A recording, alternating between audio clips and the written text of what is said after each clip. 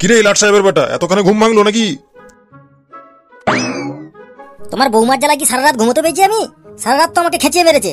পেটে ব্যথা পেটে ব্যথা পেটে ব্যথা করে মাথা খারাপ করে দিয়েছে আমার। তাই তো দেরি হয়ে গেল আই উঠতে। ফান্টু, আরে বৌমার খুব ব্যথা উঠেছে, তুই তাড়াতাড়ি ডাক্তার বাবুকে ফোন কর। শালা তোমার বৌমার সারা রাত আমাকে জ্বালিয়ে হলো না, এবার তোমাকে জ্বালাতে লেগেছে কেন? খুব ব্যথা উঠেছে, ডাক্তার ঘর যেতে পারবে না? ডাক্তারকে এখানে ডাকতে হবে নাকি? কানি কানি পয়সা নিয়ে চলে যাবে তো। সে পয়সা নিয়ে যাক, তুই তাড়াতাড়ি ডাক। আরে বৌমার খুব ব্যথা উঠেছে, তুই তাড়াতাড়ি ডাক্তার বাবুকে ফোন কর, এখানে আসতে বল, সে পয়সা নিয়ে নেবে। হ্যাঁ হ্যাঁ করছি, দাঁড়াও একটু ধৈর্য ধরতে বলো।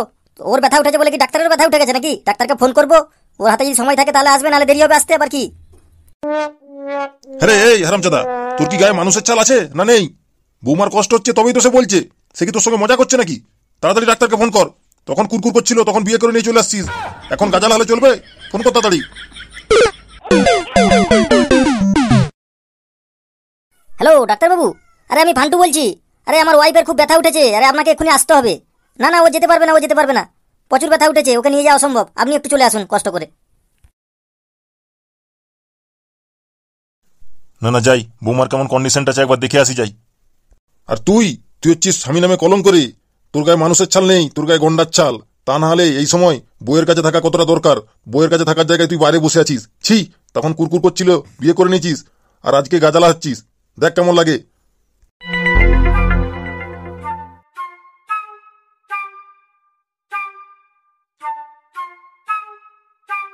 একটু কষ্ট সহ্য কর মা, আর একটু কষ্ট সহ্য কর। ফান্টু ডাক্তারকে ফোন করে দিয়েছি, এক্ষুনি ডাক্তার এলো বলে, একটু কষ্ট সহ্য কর। খুব ব্যথা করছে মা, খুব ব্যথা করছে, তাড়াতাড়ি ডাক্তারকে ডাকো। মরে গেলাম।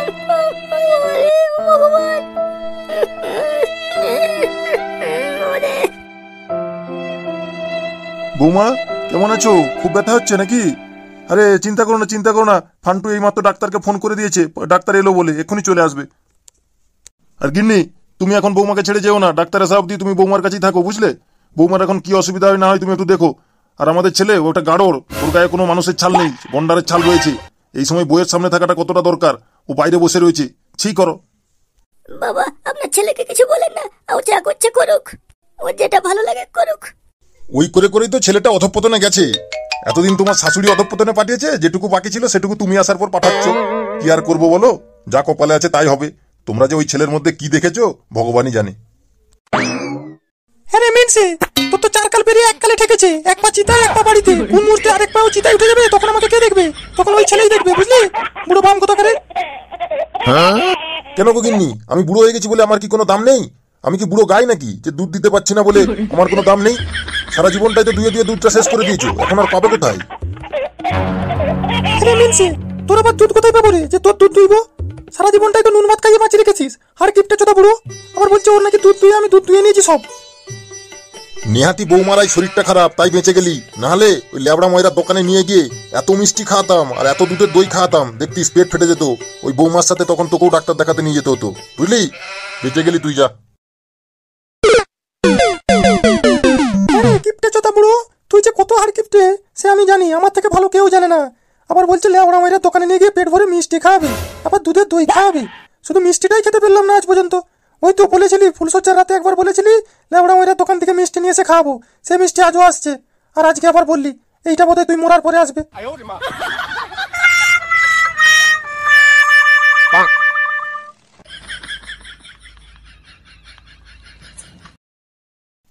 এই আরামজাদা, আরে তোর আবার কি হলো রে? কি হবে আবার? কিছু হয়নি, এমনি বসে আছি আমি। ও এমনি বসে আছিস? তুই যা ছেলে, আমি তো ভাবলাম আবার তোর ব্যথা উঠে গেল নাকি। তো অনেকক্ষণ তো ডাক্তারকে ফোন করলি, ডাক্তার এখন এলো না যে রে? আরেকবার ফোনটা করে দেখ। ডাক্তারটা কি তোমার ঘরের ডাক্তার পেয়ে গেছো নাকি, যে যখন যা বলবে তাই করবে? তুমি ফোন করে দিয়েছো, ও বাইক নিয়ে রেডি হয়ে থাকবে নাকি? ঝাঁড়া করে চলে আসবে, ও যখন সময় হবে ও ঠিক চলে আসবে, তোমাকে তো মাথা ব্যথা করতে হবে না। সত্যি তোর গায়ে মানুষের ছাল নাই রে, তোর কোনো চিন্তা ভাবনা কিছু নেই। তোর বইয়ের এত কষ্ট হচ্ছে, সে যন্ত্রণায় থাকতে পারছে না। তুই কমসে কম যা, বাড়িতে বসে না থেকে যা, ফাঁকে গিয়ে দেখ ডাক্তার আসলো না আসলো নি। সেই তো আমাদের বাড়ি খুঁজে পেলো নি, অন্য বাড়িতে ঢুকে যাবে, তখন তো আরো দেরি হবে। যা ফাঁকে গিয়ে দেখ। তোমার যখন এত দরকার তুমি যাও না, ফাঁকে গিয়ে দাঁড়াবে, যাও, ডাক্তার আসলে তাকে কোলে করে নিয়ে আসবে, যাও।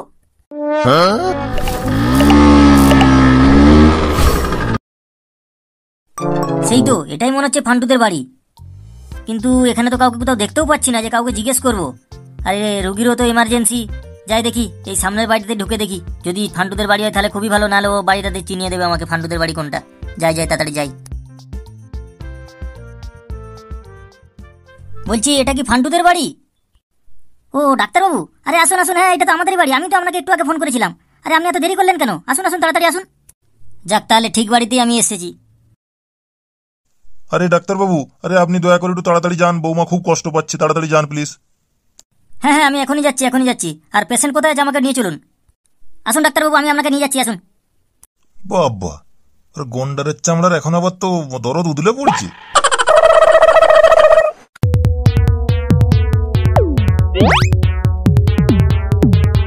আসুন আসুন ডাক্তারবাবু। মা গো, মরে গেলাম গো বাবা রে, খুব যন্ত্রণা হচ্ছে। মা, ব্যথাটা কমলো না কমেনি? কেমন আছে এখন? বাবা ফান্টু, একে আর গ্যাস্ট্রিকের ব্যথা রে, যে এমনি এমনি কমে যাবে? এই ব্যথা ডাক্তার না দেখলে কি আর কমবে? থাম, ডাক্তার এসছে, দেখুক। বৌমা, ডাক্তারবাবু চলে আসছে, তুমি আর টেনশন করো না। তোমার যা অসুবিধা হচ্ছে ডাক্তারবাবুকে খুলে বলো। আচ্ছা তুমি বলো তো, তোমার কোথায় অসুবিধা হচ্ছে আর কখন থেকে অসুবিধাটা হচ্ছে? মারে, ডাক্তারবাবুকে সব খুলে বল, তোর অসুবিধাটা কখন থেকে হচ্ছে, কোথায় হচ্ছে, কেমন ভাবে অসুবিধাটা হচ্ছে, সব খুলে বল ডাক্তারবাবুকে। ডাক্তারবাবু, কাল রাত থেকে খুব প্রচন্ড ব্যথা করছে। আমার হাজবেন্ডকে বললাম ডাক্তারবাবুকে ফোন করো, হাজবেন্ড রাত্রেবেলা বলছে অত রাতে কি আর ডাক্তার আসবে, সকালবেলা ফোন করব। সেই রাত থেকেই যন্ত্রণা হচ্ছে, প্রচন্ড ব্যথা হচ্ছে, আমি সহ্য করতে পারছি না ডাক্তারবাবু। আচ্ছা আচ্ছা ঠিক আছে, আমি দেখছি। ঠিক আছে আপনারা বাইরে থাকুন, আমি দরকার পড়লে আমাদেরকে ডাকবো, ঠিক আছে? ঠিক আছে ডাক্তারবাবু, আমরা বাইরে আছি, যদি কোনো দরকার পড়ে আমাদেরকে ডাকবেন, ঠিক আছে? ঠিক আছে মা, চলো তাহলে আমরা বাইরে থাকি। ডাক্তারবাবু, যদি কোনো প্রয়োজন পড়ে আমাদেরকে ডাকবেন, ঠিক আছে? হ্যাঁ হ্যাঁ, সে প্রয়োজন পড়লে আমি তো আপনাদেরকে ডেকে নেবো। ঠিক আছে, আপনারা এখন বাইরে যান।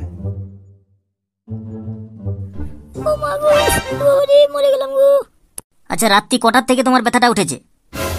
ওই তো ডাক্তারবাবু, ওই 2টা-2:30টার দিক থেকে ব্যথাটা উঠেছে। আচ্ছা আচ্ছা, বেশ বেশ। আচ্ছা তুমি একবার চিত হয়ে শোও তো, দেখে নিচ্ছি আমি কোথায় তোমার অসুবিধাটা হচ্ছে, কি কেস। ঠিক আছে ডাক্তারবাবু, আমি চিত হয়ে শুচ্ছি। দেখি তোমার চোখটা বড় বড় করো তো, চোখটা একটু দেখি।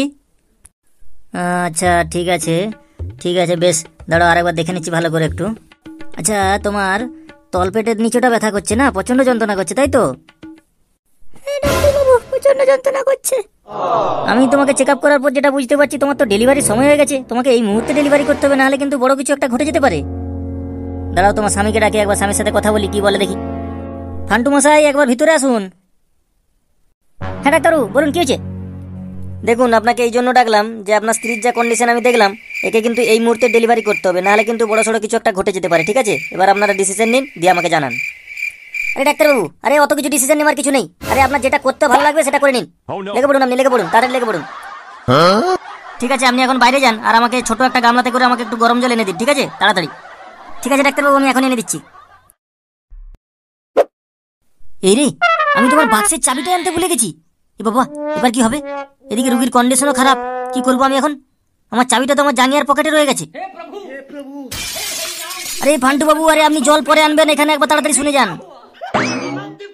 কি হলো ডাক্তারবাবু? শোনো, আরে গরম জল এখন আনতে হবে না, তুমি এক কাজ করো তো, আমাকে একটা শাবল এনে দাও তো তাড়াতাড়ি। কেন ডাক্তারবাবু, শাবল দিয়ে কি করবেন? ডাক্তারটা আমি না তুমি, তোমাকে যেটা বললাম সেটা শোনো, অপারেশনের সময় এসবগুলো লাগে, ঠিক আছে? তাড়াতাড়ি এনে দাও শাবলটা। হে ভগবান, আমাকে তুমি কোন বিপদের মধ্যে ফেলে দিলে ভগবান। এরকম এমার্জেন্সি কেসের মাঝখানে আমি তো পেশেন্টের ঘরের লোককে বলতেও পারছি না যে বাক্সের চাবি আনতে ভুলে গেছি। ওরা শুনলেই খেপে যাবে, খেপে গিয়ে আমার অবস্থা খারাপ করে দেবে, আমার গোষ্ঠীর ষষ্ঠী পূজা করে দেবে। ভগবান আমাকে বাঁচাও তুমি। আরে না না, পেশেন্টের বাড়ির লোককে এই মুহূর্তে কিছু জানানো যাবে না, তাহলে কিন্তু আমার অবস্থা খারাপ হয়ে যাবে। দেখি কতদূর কি করতে পারি, তারপর জানাবো। এই নিন ডাক্তারবাবু। আরে শাবল পাইনি, ওই ফলার মতন একটা পেয়েছি, শাবলের মতনই তো, চলবে এটা? আরে হ্যাঁ হ্যাঁ, সব চলবে। আরে রুগীর কন্ডিশন খারাপ, তুমি তাড়াতাড়ি দাও তো, অপারেশনটা করতে হবে। যাও তুমি এখন বাইরে যাও। খুলে যা বাবা, খুলে যা, খুলে যা, আমাকে আর কষ্ট দিস না বাবা, আমাকে কেলিয়ে থেতো করে দেবে, খুলে যা। এ তো বেশ মুশকিলে পড়ে গেল, এতে তো চাবিটা কোনো মতে খোলাই যাচ্ছে না। এ শালা শাবলটাই খারাপ, ধুসশালা খারাপ তো শাবল দিয়ে। তো বন্ধুরা, ভিডিওটি শুধুমাত্র তোমাদেরকে মজা দেওয়ার জন্য আর একটু হাসানোর জন্য তৈরি করা হয়েছে, কেউ কিন্তু ভিডিওটি পার্সোনাল ভাবে নিও না। তো বন্ধুরা ডক্টর চিরধর কিন্তু এখনো পর্যন্ত বাক্সের চাবি খুলতেও পারলো না, আর অপারেশনও কিন্তু শুরু করতে পারলো না। তো বন্ধুরা এটাই দেখার ডক্টর চিরধর কিভাবে বাক্সের চাবি খোলে আর কিভাবে বা অপারেশন শুরু করে। তো বন্ধুরা ভিডিও পার্ট 2 দেখার জন্য চ্যানেলটি সাবস্ক্রাইব করে আমাদের সাথে থাকুন। আর বন্ধুরা কমেন্টে জানান ডক্টর চিরধর বাক্সের চাবি খুলে অপারেশন তাড়াতাড়ি শুরু করতে পারবে না শেষমেশ আমার হাতে কেলানি খাবে। তো তোমরা কমেন্টে জানিও। তো বন্ধুরা দেখাচ্ছি ডক্টর চিরধরের ভিডিও পার্ট 2 তে। তো বন্ধুরা সবাই সুস্থ থাকুন, ভালো থাকুন, আমাদের সঙ্গে থাকুন।